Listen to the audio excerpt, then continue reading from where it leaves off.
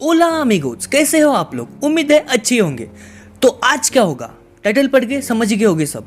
तो आज होने वाला है भाई महाभारत, आज होने वाला है युद्ध। आज अपन लोग करेंगे क्लैश मेरे दो फेवरेट मास्टरपीसेस में। मेरे क्या, ये तो सभी के फेवरेट है। लॉन्गेस्ट स्टिल रनिंग एनीमे एक तरफ है वन पीस और दूसरी तरफ है most like anime and one of the my favourite Naruto. आज इन दोनों का कंपैरिजन करने वाले हैं हम, और वो भी सच्चा वाला, पॉइंट टू पॉइंट। तो मेरे भाई लोग एक बात दिमाग में डाल लो, वन पीस एंड नारुतो दोनों ही मेरे फेवरेट एनिमे हैं और मेरे को दोनों से ही प्यार है। तो रिजल्ट चाहे कुछ भी आए, कमेंट बॉक्स में गाली लिखने से पहले एक बार पॉइंट देख लेना। तो चलो ज्यादा टाइम पास ना करते हुए चलिए शुरू करते हैं। ए एडिटर, चल इंट्रो लगा भाई।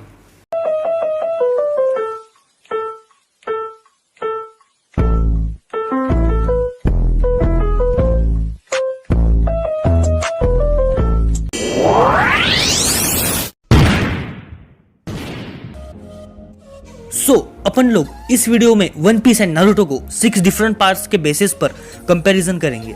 Number 1 animation, number 2 world building, number 3 actual length, number 4 fighting scenes, number 5 music and number 6 enjoyment. तो चलिए शुरू करते हैं। Number 1 animation. एनिमेशंस के बारे में अगर बात करें तो One piece is release on 20 October 1999 and Naruto is release on 3 October 2002। दोनों के बीच में 3 साल का गैप है, पर एनिमेशन में शायद बिलियन ईयर्स का दिखेगा। जहां वन पीस का एनिमेशन स्टार्टिंग टाइम में बिलो एवरेज था, वही नारुतो सीरीज का एनिमेशन उसके स्टार्टिंग टाइम में डिसेंट लेवल का था, डिसेंट का उससे ऊपर था। यकीन नहीं आता तो वन पीस का फर्स्ट एपिसोड एंड नारुतो का फर्स्ट एपिसोड देख लो।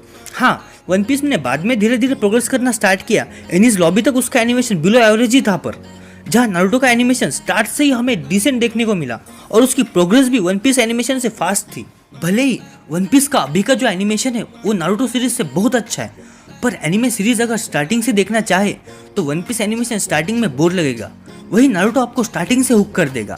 सो इसी के साथ एनिमेशन पॉइंट जाता है फर्स्ट नारुतो को। वन पीस फैंस, अरे रुको, गालियां मत लिखो यार, आगे भी पॉइंट्स है वो देख लेते हैं। तो चलो नंबर 2 वर्ल्ड बिल्डिंग के बारे में अगर मैं बात करूं तो सीधा सीधा बोलना चाहूंगा भाई मैं, One piece is beast compare to Naruto in world building. क्यों?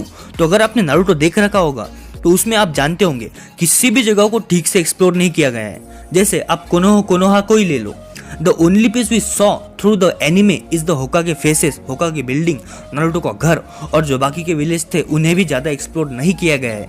और सभी का कल्चर भी मानो तो सेम ही है, सभी उसमें सेम ही यूनिफॉर्म पहनेंगे, सभी उसमें सेम ही दिखेंगे। बस नारुतो, सास्के, साकुरा वो थोड़े से अलग दिखते, पर बाकी के जो विलेजर्स है, बाकी के जो शिनोबी है, वो सारे सेम ही दिखेंगे अपने को। बस डिफरेंस की बात की जाए तो हमें दिखेगी विल में, will of fire, will of stone etcetera. वही अगर हम वन पीस को ले ले तो स्काई आइलैंड को देख लो, वह एक पूरा अलग कल्चर ही था। अभी जो वन पीस देख रहे हैं उन्हें पता होगा जो वानो आर्क था वो पूरा डिफरेंट था, व्हाट वी हैव सीन सो फार। सीधी भाषा में बोलूं तो वन पीस की हर एक जगह एक अलग कल्चर को रिप्रेजेंट करती है। जैसे कि फिशमैन आइलैंड ले लो, स्काई आइलैंड ले लो, अभी का जो वानो आर्क चल रहा है वो ले लो। तो अगर अपन लोग वर्ल्ड बिल्डिंग के बारे में देखें तो वर्ल्ड बिल्डिंग का पॉइंट जाएगा वन पीस को। One piece is unbeatable in world building. तो चलो नंबर 3 एक्चुअल लेंथ। तो अब अगर अपन एपिसोड्स कंपैरिजन करें नारुतो एंड वन पीस का, तो नारुतो के अंदर है 700 प्लस एपिसोड्स और दूसरी तरफ हमारे पास है वन पीस जिसके अंदर है 1000 प्लस एपिसोड्स। लेकिन एक्चुअल लेंथ का मतलब होता है कि उस शो के अंदर ऐसे कितने एपिसोड्स हैं जो मेन प्लॉट को ग्रो करने में हेल्प करते हैं। And here comes the biggest problem of Naruto के अंदर टोटल 700 प्लस एपिसोड्स है और जो इसका फिलर परसेंटेज है वो है 41% भाई, यानी कि ऑलमोस्ट आधा जो एनिमे है वो फिलर है। और बात सिर्फ फिलर की हो ना तो कोई प्रॉब्लम नहीं है, एक्चुअली आधे से ज्यादा फिलर्स बोरिंग है या फिर इनको इतनी गलत जगह पर रिप्रेजेंट किया गया है कि क्या ही बोलूं। एग्जाम्पल के लिए ले लो, न्यू चुनिन एग्जाम वाली जो आर्क थी वो पूरी फिलर थी, वो पूरी फिलर आर्क थी। उसको 4th ग्रेड निंजा वॉर के बीच डालने की जरूरत ही क्या थी इन लोगों को? एक मिनट के लिए सोचो भाई लोग, आप 4th ग्रेड निंजा वॉर देख रहे हो, हुक हो गए हो, बहुत मजा आ रहा है आपको, और अचानक न्यू चुनिन एग्जाम का पूरा फिलर आर्क उसके बीच में घुस जाए, कैसा लगेगा यार? तो अगर बात वन पीस के फिलर की करे तो इसके अंदर सिर्फ 9% का फिलर काउंट है 1000 एपिसोड होने के बाद भी, मतलब सिर्फ 9%। और वन पीस की फिलर्स ऐसी है कि अगर आपको कोई बताए ना कि ये फिलर है तो आपको पता भी नहीं चलेगा। इसका रीजन है कि वन पीस के फिलर्स बहुत ही अच्छी तरह से एग्जीक्यूट करे गए हैं कंपेयर टू नारुतो। इसीलिए I think one piece is better than in actual length compare to Naruto. तो चलो नंबर 4 फाइटिंग सीन्स।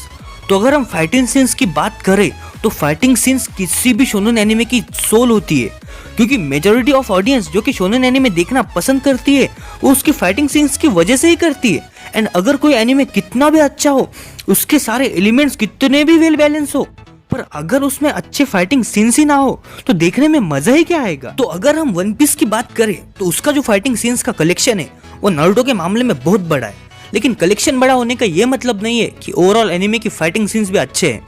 अगर हम स्टार्टिंग से कंपेयर करें तो जहां वन पीस की फाइट स्टार्टिंग में थोड़ी डल थी, वही नारुतो की फाइट डिसेंट से भी ऊपर रैंक करेगी। फॉर एग्जांपल लूफी जब स्टार्टिंग में जोरो को छुड़ाने जाता है, वो फाइट हम चुनिन एग्जाम की किसी भी फाइट से या फिर नारुतो के मिशन से कंपेयर करके देखें, बेस्ट फाइट भाई नारुतो को ही लगेगी। क्यों? कहने का मतलब यह है कि जहां वन पीस में डायरेक्ट फाइट्स है, वही नारुतो फाइट्स ब्रेन से लड़ी जाती है, प्लान्स होते हैं और उन प्लान्स को एग्जीक्यूट होते हुए देखने में जो मजा आता है ना, क्या कहने भाई उसके। तो फाइट सीन्स की अगर बात करें तो सीधे सीधे बोलना चाहूंगा मैं, फाइट सीन्स के पॉइंट जाते हैं नारुतो को।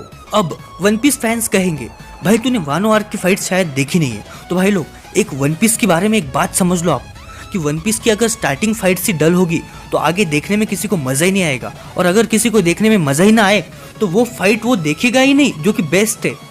नारुतो के केस में ऐसा कोई सीन ही नहीं है भाई, उसकी जो फाइट्स है वो वेल बैलेंस रहती है, सब कुछ होता है उसमें। इसलिए मुझे लगता है कि ये जो पॉइंट है फाइटिंग सीन्स का, ये जाएगा नारुतो को। तो चलो ज़्यादा टाइम पास ना करते हुए पॉइंट नंबर 5 म्यूजिक। तो अगर हम म्यूजिक की बात करें तो यहाँ चीज़ें ट्रिकी हो जाएगी भाई। म्यूजिक की हर एक इंसान की अलग अलग टेस्ट होती है, ऐसे एक्सप्लेन ही नहीं कर सकते। तो मेरे पर्सनल म्यूजिक ओपिनियन से बात करूँ तो स्ट्रेट फॉरवर्ड आंसर देना चाहूँगा नारुतो। नारुतो की म्यूजिक तुम कभी भूल ही नहीं सकते, बहुत ही अमेजिंग है। इसमें जो इमोशनल म्यूजिक है वो तुम्हें डीपली इन्वॉल्व कर देती है। नारुतो में सेनाई, साइकाई एंड डिस्पेयर, ये तीनों मेरी फेवरेट है। अब बात करेंगे वन पीस के म्यूजिक के बारे में। वन पीस में भी आपको एक से बढ़कर एक म्यूजिक मिलेगी, और इसमें जो मेरी फेवरेट है वो है लूफी माओकाओ एंड वेरी वेरी स्ट्रॉन्गेस्ट। ये दोनों मेरी फेवरेट्स है। पर अगर वन पीस एंड नारुतो के बीच में मुझे एक चूज करना होगा तो मेरे पर्सनल ओपिनियन से मैं चूज करूंगा नारुतो। भाई नारुतो की म्यूजिक मुझे वन पीस से अच्छी लगती है। तो अब आते हैं हमारी सीरीज के लास्ट पॉइंट पर, जो कि है number 6 overall enjoyment.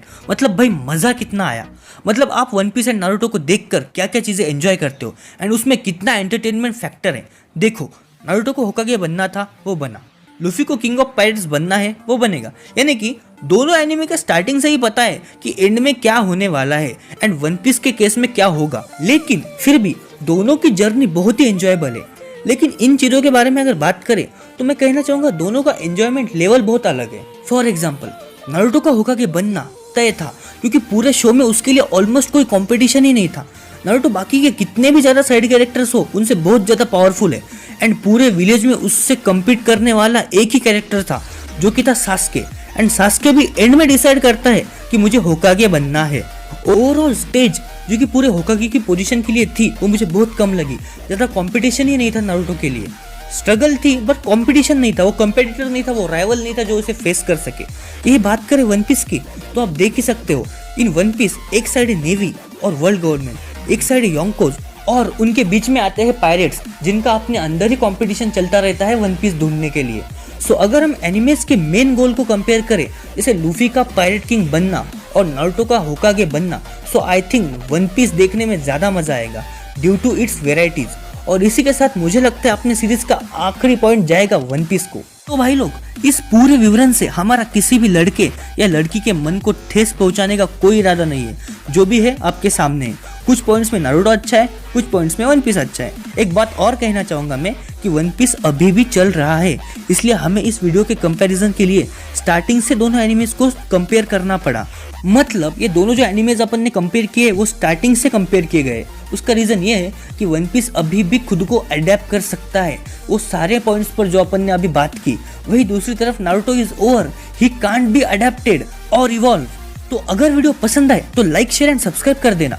New channel है तुम्हारे भाई का, सपोर्ट की ज़रूरत है। और अगर किसी पॉइंट पर वीडियो चाहिए या फिर गाली देनी है तो कमेंट बॉक्स रेडी है, उससे मेरी एक कमेंट बढ़ जाएगी, तुम्हारे भाई खाली बैठा है वीडियो बना देगा। तो इसी के साथ मैं चलता हूँ, मिलते हैं अपने नेक्स्ट वीडियो में, तब तक के लिए गुड बाय, आस्ता ला विस्ता अमिगोस।